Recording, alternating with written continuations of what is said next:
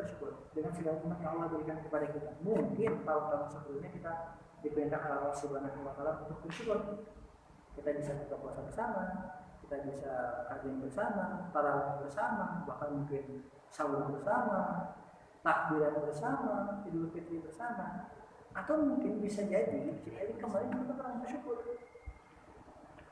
Makanya Allah Subhanahu wa taala berikan kepada kita jalan untuk menempuh kebaikan atau mendapat kebaikan dengan cara bersabar. Ya seperti itu keadaannya.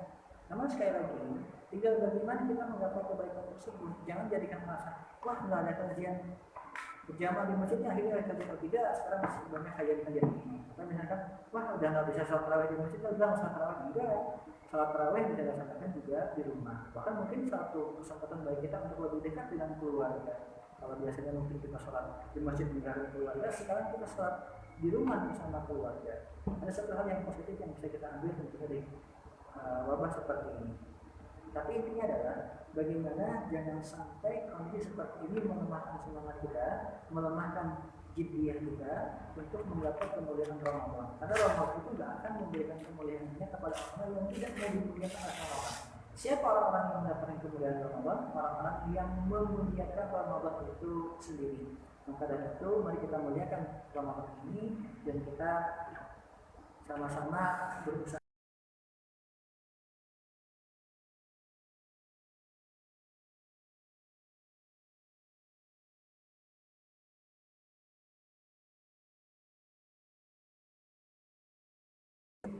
Ini berarti pembahasan mengenai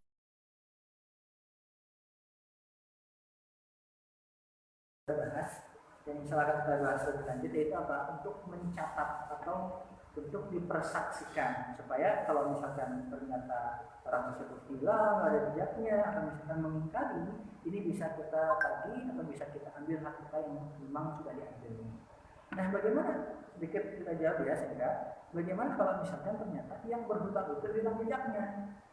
Ketika ditagih, ya kalau hilang jejaknya berarti nggak bisa ditagih gitu. Maka mungkin bisa dicari solusinya dengan menghubungi teman-temannya yang kita kenal atau mungkin yang kita tahu dan sebagainya kita hubungi gitu ya, supaya apa? Supaya mungkin bisa memberikan informasi keberadaannya di mana. Namun gini, selagi belum ada keterangan, selagi belum ada informasi, selagi belum ada kabar tentang di mana keberadaannya, maka hendaknya kita bersabar. Karena apa? Terus orang yang bersabar ketika hutangnya belum dibayarkan, maka setiap harinya dia akan diberikan kebaikan Allah Subhanahu wa taala. Bahkan lebih baik lagi ketika kita mengikhlaskannya dan memungkinkan, ya silakan lebih baik lagi. Itu mungkin jawaban singkatnya ya. Insya Allah akan kita bahas di pertemuan selanjutnya, terutama di hadapnya bagi orang yang meminjamkan. Ada pertanyaan lagi? Ada ya?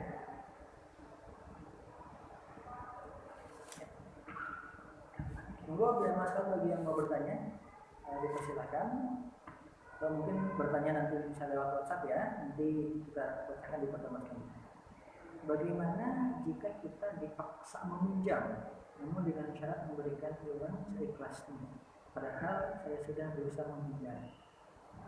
Jika dipaksa meminjam, namun dengan syarat memberikan iuran seikhlasnya, ini agak membingungkan ya. Pertama dipaksa untuk meminjam, kedua iuran seikhlasnya. Jadi sebenarnya itu bukan iuran seikhlasnya ya, tapi paksaan untuk memberikan iuran berapapun.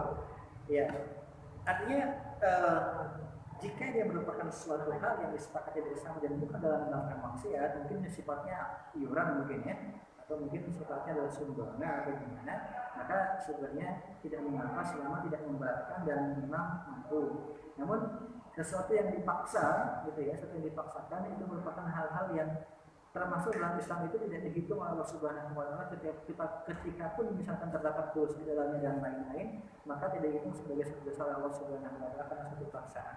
Rasulullah SAW bersabda, ada beberapa hal yang dihilangkan dosanya di antara orang yang terpaksa. Ada lagi? Lagi ya? Oh ya.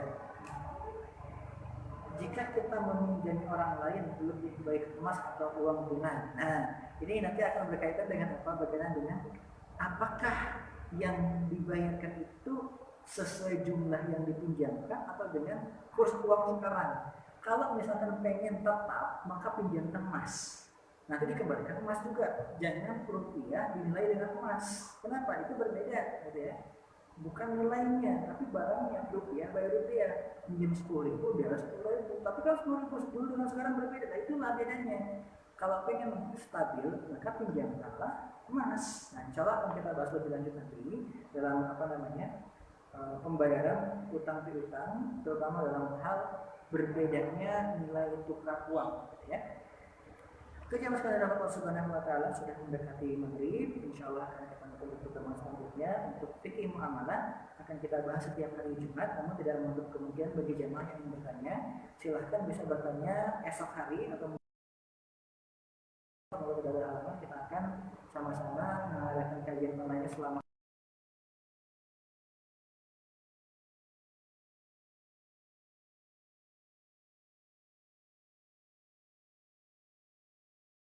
sesuai dengan materi yang berbeda tadi, sesuai dengan jadwal yang sudah kita share. Dan jangan sekali mari kita kepada Allah Subhanahu wa taala. Mungkin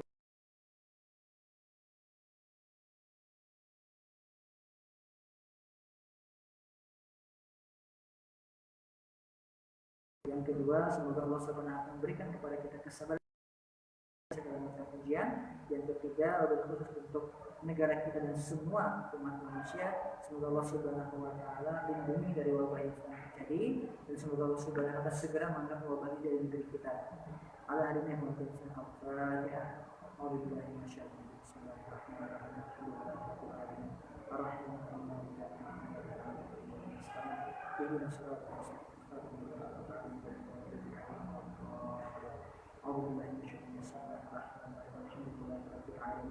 حمد شاكر حمد النعمين حمد الوافي العام يا رب لك الحمد الحمد لله ورسوله اللهم انفعنا بما علمنا مما ينفعنا اللهم نسألك سلامة في الدين وعافية في الجسد وبركة في الرزق وزيادة في العلم وتوبة قبل الموت ورحمة عند الموت ومغفرة بعد الموت اللهم هون علينا في سكرات الموت ونجد من النار وعفو بالحساب اللهم اغفر لنا ذنوبنا ولوالدينا وارحمهم كما ربونا صغارا اللهم تقبل منا صلاتنا اللهم تقبل منا صيامنا اللهم تقبل منا سجودنا اللهم تقبل منا ركوعنا اللهم تقبل منا تلاوة قرآننا اللهم تقبل منا كل عمل صالح يا الله يا رب العالمين اللهم اذهب البأس اشف انت الشافي لا شفي اللهم اذهب البأس يا الله اللهم انصرنا يا الله اللهم انصرنا يا الله يا الله يا رب العالمين اهدنا يا الله اهدنا الصراط المستقيم اهدنا الصراط المستقيم اهدنا الصراط المستقيم اللهم لك صمت وبك آمنت وعلى رزقك أفطرت برحمتك يا أرحم الراحمين ذهب الظمأ وابلغ العروق وثبت إن شاء الله ربنا أنفسنا وإن لم تغفر لنا ربنا آتنا في الدنيا حسنة وفي الآخرة حسنة وقنا عذاب النار ربنا لا تزغ قلوبنا بعد إذ هديتنا وهب لنا من لدنك رحمة إنك أنت الوهاب سبحان ربك رب العزة عما يصفون سلام على المرسلين الحمد لله رب العالمين. Sekian saja untuk sore kali ini. Insyaallah kita akan kembali pertemuan esok hari di waktu yang sama insyaallah. Aku Assalamualaikum warahmatullahi wabarakatuh.